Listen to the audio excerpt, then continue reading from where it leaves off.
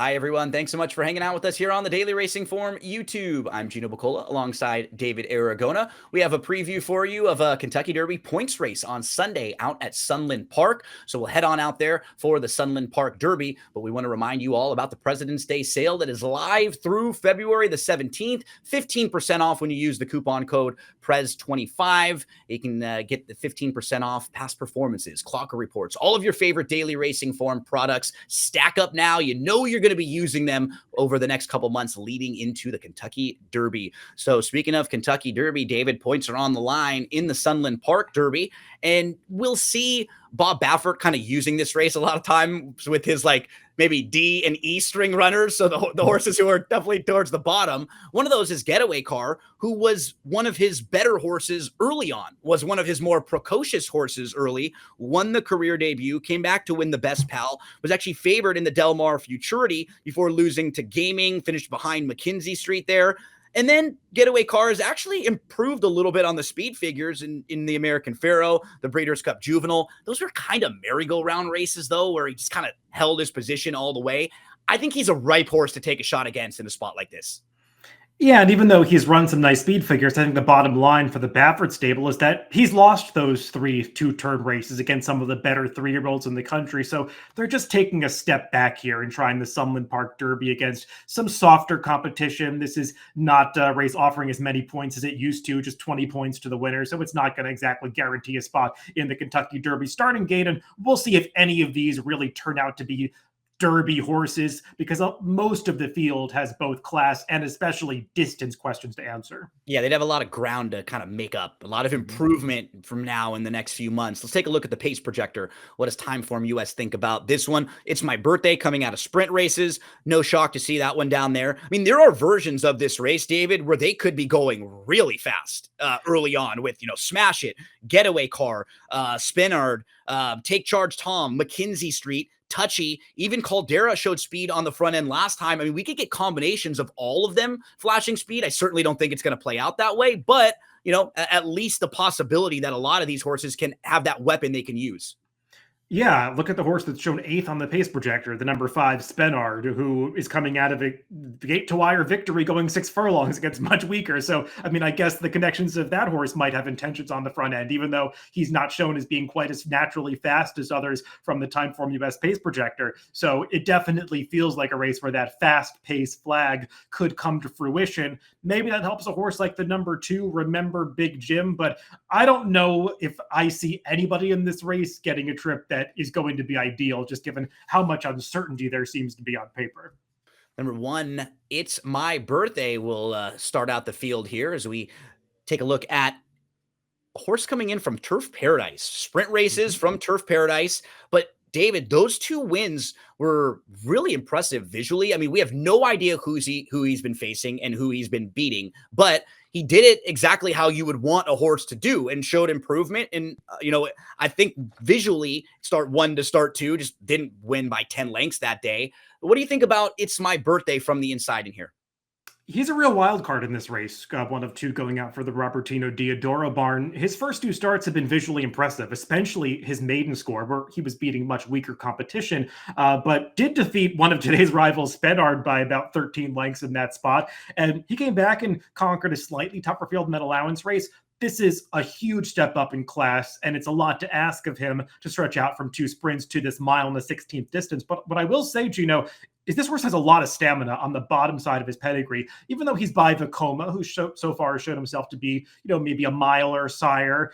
The second dam is a full sister to Tappet, and the dam is by Pioneer of the Nile. So kind of those Pioneer of the Nile Tappet influences in the bottom side. That's evocative of a horse that's supposed to want to go 2 turns. So we'll see if he can improve with the added distance. To me, he looks like a robust gray son of Vekoma who should be able to get at least a mile. So at a big price, I think you could do worse than taking a shot with this runner with upside.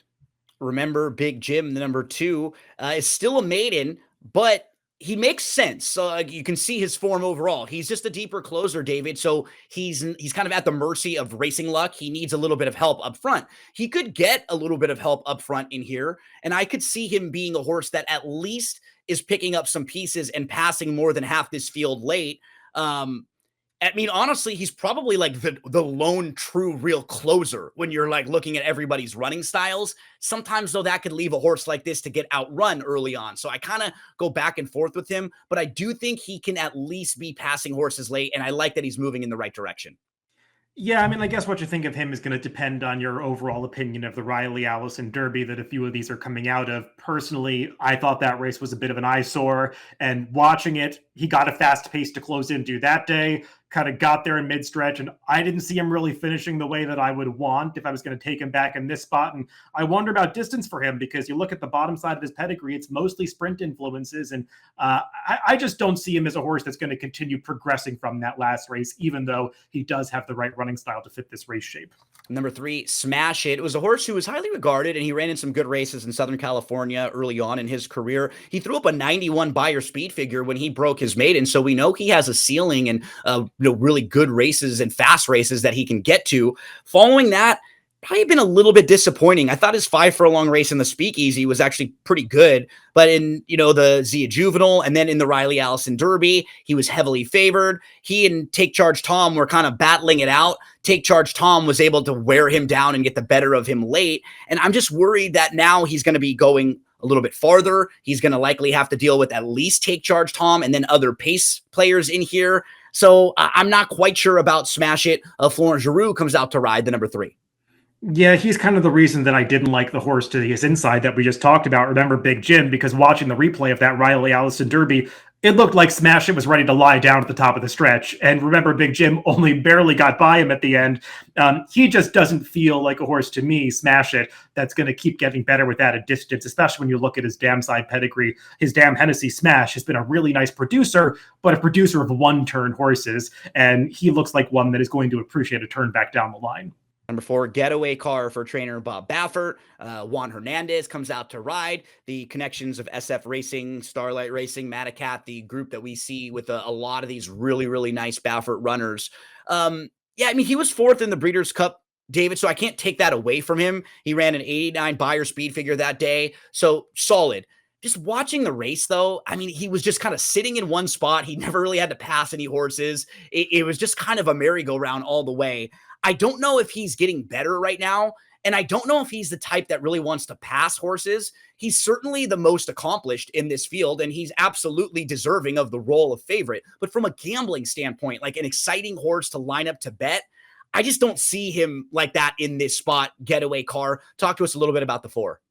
Yeah, he's just the kind of horse that looks way more appealing on paper than he does when you start to pull up some of those replays in Formulator or Timeform US and start to dig into his last few races, because he's gotten very good trips over and over again, and he just doesn't really finish. And part of that is the competition. I mean, he's been beaten by the likes of Citizen Bull and Gaming, 2 of his highly regarded stablemates, and then last time Journalism, who I know a lot of people like marching on towards the Kentucky Derby. But the fact that he's not finishing off those races suggests to me that maybe added distance is not going to be what this horse wants, even though he's a son of Curlin. The bottom side of his pedigree is very sprint oriented. And, you mentioned at the top, Bob Baffert sometimes going to Sunland to get easier spots for some of his top 3-year-olds that are maybe a cut below the best in his stable, but he has not done that recently. I was kind of surprised when I looked up his stats in Formulator.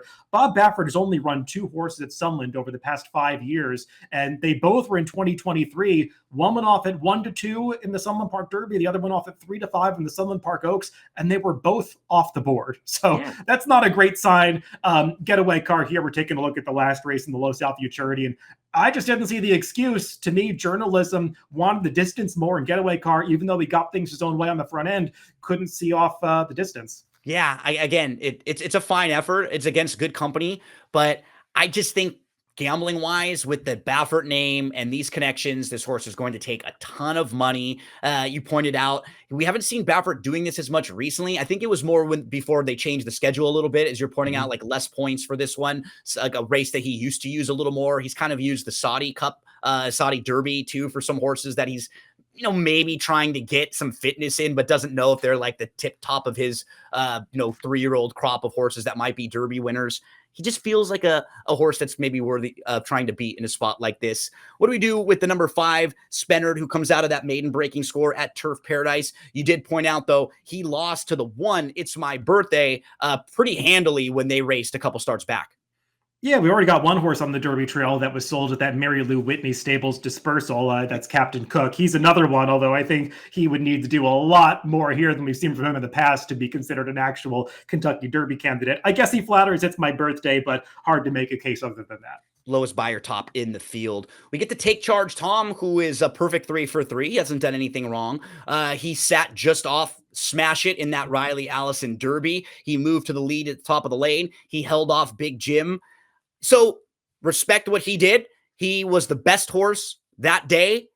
It just feels like he's going to have to improve a lot to beat 3 or 4 that are in this field. And as we're watching this race, David, I just completely agree with you. It's not visually impressive. You see Big Jim behind, who's kind of like a little green, was kind of running up on the rival and just able to pass Smash It there late. So I just wasn't all that excited with this race as like a major prep for the Sunland Park Derby.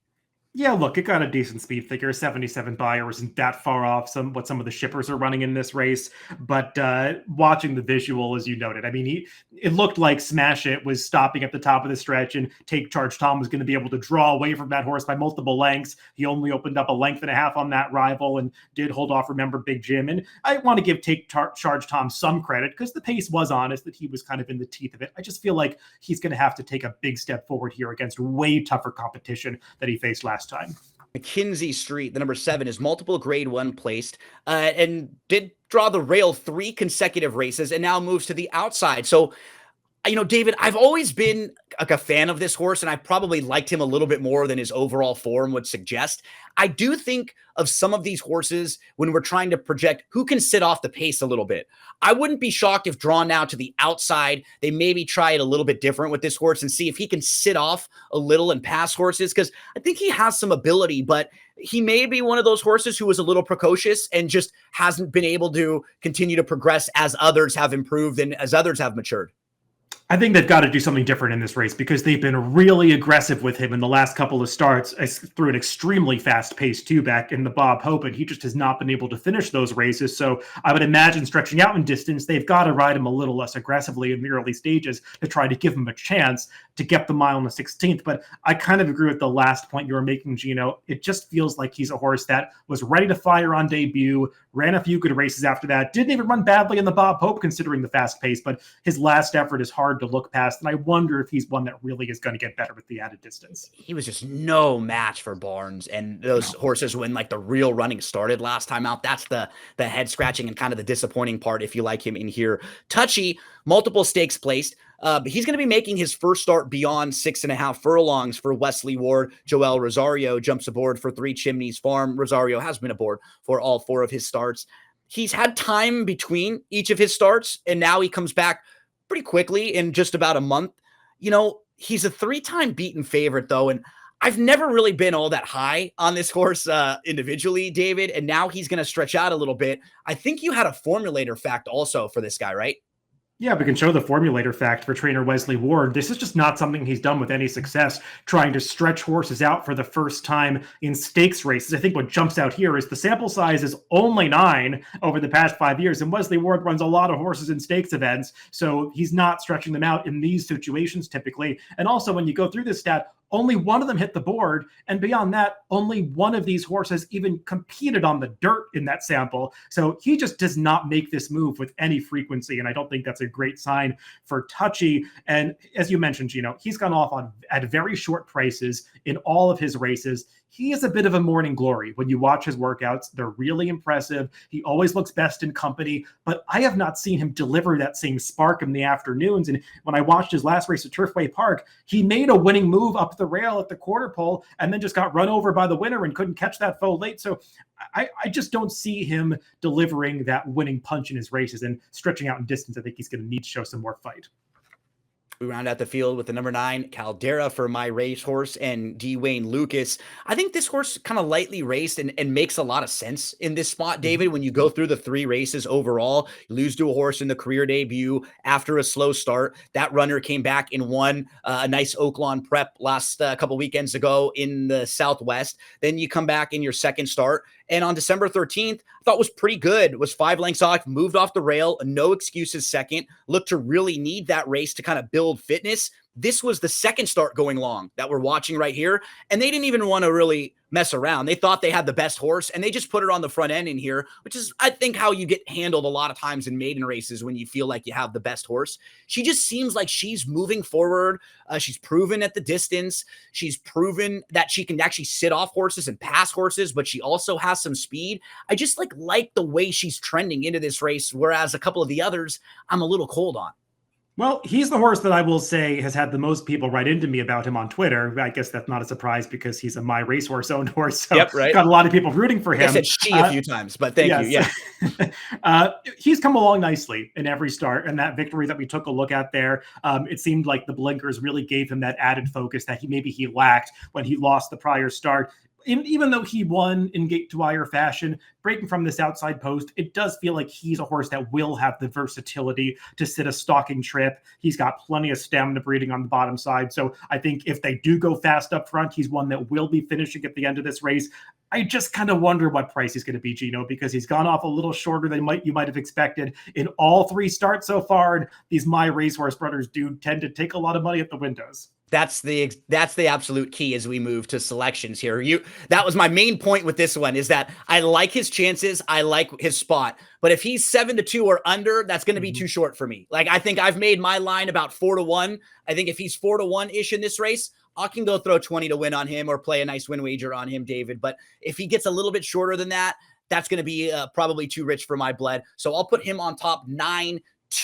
Maybe remember Big Jim can pass some of these tired horses later. And then I'll use like the classy horses that I think might be beyond their best races right now. Maybe they were precocious, but they still might have enough class to kind of clunk up and hit the board there. So I went 9-2-4-7. David, you're going to throw a big long shot and a wild card on top.